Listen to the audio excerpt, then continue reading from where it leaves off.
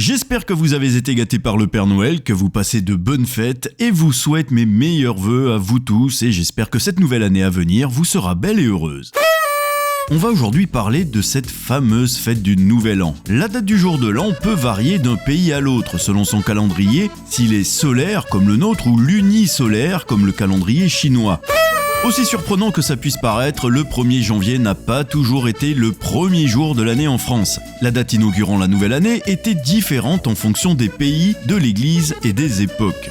Dans l'Antiquité romaine, Romulus avait fait commencer le Nouvel An le 1er mars, et c'est en 46 avant Jean-Claude que Jules César a décidé que le 1er janvier serait le jour de l'an. Salut Jules! Dans la Rome antique, cette journée était dédiée à Janus, le dieu du renouveau, des portes et des commencements. D'ailleurs, le mois de janvier doit son nom au dieu Janus. Celui-ci avait deux faces, l'une tournée vers l'avant, donc le futur, et l'autre tournée vers le passé. Nom de Dieu!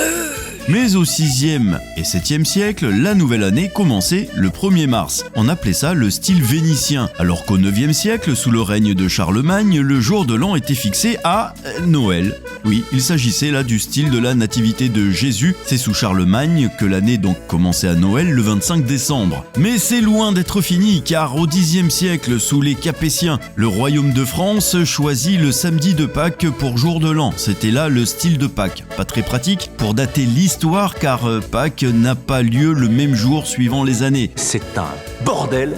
Il a fallu attendre le 9 août 1564 pour que le roi de France, Charles IX, remette de l'ordre dans les dates grâce à la promulgation de l'édit de Roussillon. C'est une loi qui visait enfin à harmoniser au 1er janvier les pratiques dans le royaume. L'article 39 disait « Voulons et ordonnons qu'en tout acte, registre, instrument, contracte, ordonnance, dicte, tant patente que missive, et toute escripture privée l'année commence dorénavant et soit compté le 1er jour de ce mois de janvier. » dit tel que c'est écrit. À vous de traduire.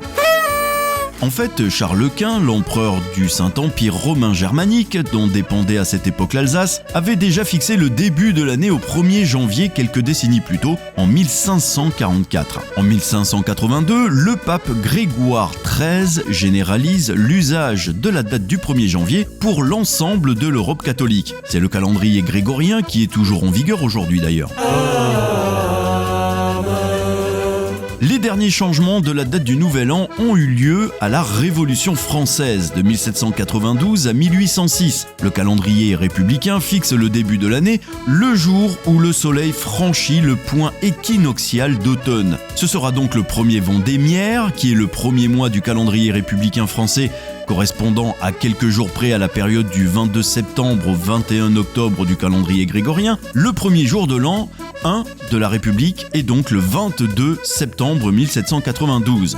J'espère que vous continuez à suivre, car ce n'est pas terminé. C'est compliqué, mais c'est compliqué! Vous croyez pas qu'on a autre chose à foutre? C'est Napoléon qui abrogera le calendrier républicain le 22 Fructidor de l'an 13, donc le 9 septembre 1805, pour un retour au calendrier grégorien à partir du 1er janvier 1806. Et pour rappel, Fructidor, c'est le 12e et dernier mois du calendrier républicain, correspondant à quelques jours près à la période allant du 18 août au 16 septembre. Et tout ça au final pour une très courte durée, car le calendrier républicain est rétabli en 1871 par la Commune de Paris et c'est un arrêté du Conseil d'État du 23 mars 1810 qui décidera que le 1er janvier sera une bonne fois pour toutes un jour férié légal en France. Donc tout ça pour ça! La veille du Nouvel An, le 31 décembre, le réveillon donne lieu à une grande fête destinée à enterrer l'ancienne année et à célébrer la nouvelle année. En fait, quand on parle de Nouvel An, on évoque généralement le réveillon de la Saint-Sylvestre. Eh bien, le réveillon de la Saint-Sylvestre a surtout été rendu populaire dès la fin du 19e siècle.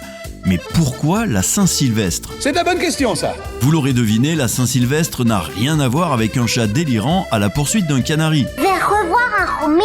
Sylvestre, c'est le nom du 33e pape dont le pontificat a connu l'établissement de l'autorité de l'Église dans l'Empire romain et la construction des premières églises à Jérusalem, Constantinople et Rome. Ah ouais, quand même. Né en 270, le pape est l'un des premiers saints canonisés sans être mort en martyr. Petit joueur! On date son décès au 31 décembre, d'où le nom du réveillon, la Saint-Sylvestre. Et au final, il s'agit d'une pure coïncidence dans les dates du calendrier. Ouais, comme par hasard. Parmi les traditions, il y a le fameux gui, le hou, présent au réveillon, au repas du Nouvel An, qui sont un héritage des traditions et croyances anciennes. Pour les druides celtes, le gui et le hou portaient bonheur. Nous avons gardé l'habitude de nous embrasser sous le gui le soir du réveillon de la Saint-Sylvestre, en gage de bonheur sentimental et de mariage dans l'année pour les célibataires. Mais le bonheur n'était pas le seul pouvoir positif du gui pour les celtes. Les superstitions. Il permettait aux femmes d'avoir beaucoup d'enfants. Il protégeait du mauvais sort et garantissait des récoltes abondantes. Dans la symbolique chrétienne, le hou est plus important en raison de son feuillage persistant et de ses baies rouges. Il était traditionnellement réservé pour Noël. Aujourd'hui, le hou est lui aussi utilisé dans la décoration du Nouvel An. Une des coutumes les plus suivies est celle de faire du bruit, beaucoup de bruit. Elle provient probablement d'une ancienne croyance. Faire du bruit éloignait les démons et les mauvais esprits qui menaçaient d'être plus actifs en cette nuit marquant la transition entre les deux années. D'ailleurs, la tradition de lancer des feux d'artifice pour la nouvelle année est récente en France. Elle a été initiée à l'occasion du passage à l'an 2000 et contrairement à Londres, Sydney ou New York, il n'y a pas de feux d'artifice public organisés à Paris. La France privilégie la célébration du 14 juillet pour ça. Le jour du 1er janvier, il est de tradition aussi d'organiser un grand déjeuner familial pour fêter l'arrivée de la nouvelle année en famille. Le repas du Nouvel An est souvent l'occasion de donner des étrennes aux enfants. Pour certains, c'est une tradition qui vient de la Rome antique, où les Romains s'échangeaient des pièces et des médailles à l'occasion du changement de l'année. Aujourd'hui, la tradition veut qu'au début de l'année, les employeurs distribuent des petits bonus à leurs employés. Les résidents d'un immeuble offrent des pourboires aux concierges, aux gardiens ou au personnel de maison. Ces petites sommes d'argent récompensaient la qualité du service rendu au cours de l'année écoulée, et donc ça s'appelle les étrennes. Vous pourrez penser à mes étrennes. Leur usage remonte au Moyen-Âge. En latin, le mot étrenne fait référence à strenae. Alors on danse. Non, pas stromae.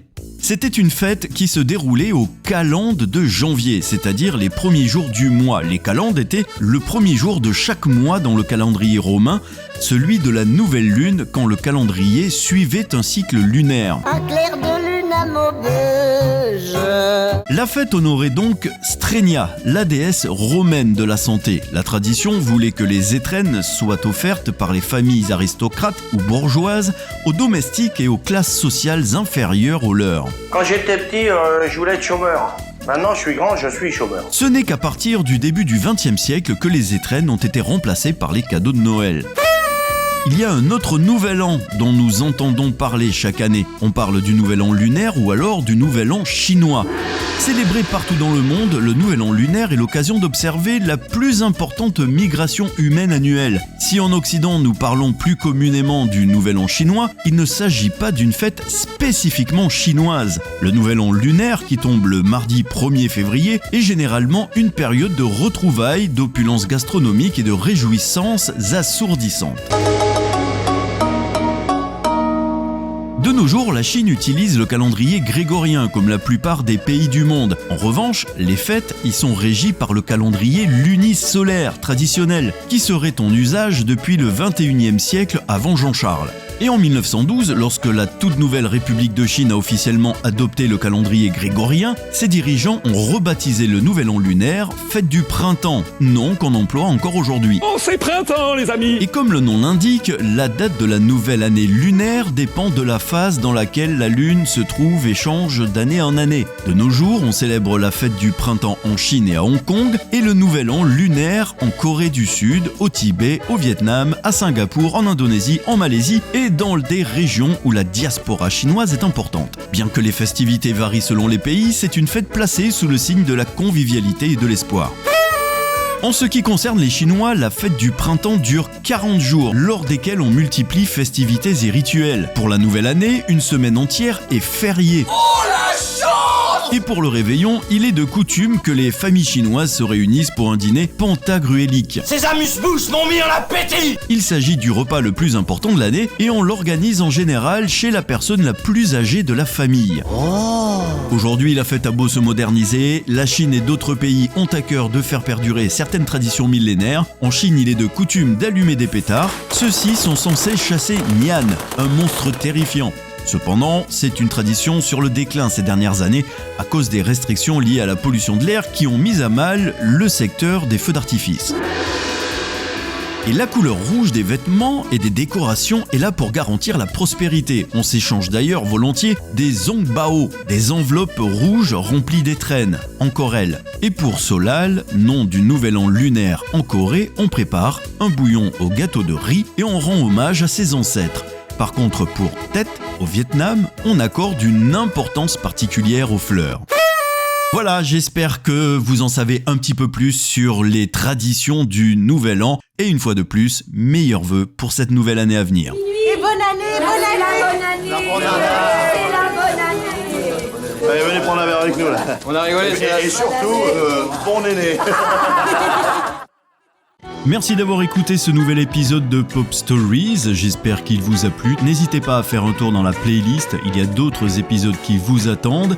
N'hésitez pas non plus à partager, à commenter, à noter, ainsi qu'à vous abonner, vous connaissez la marche à suivre. Et je vous dis à bientôt pour un prochain épisode, d'ici là prenez soin de vous, ciao ciao.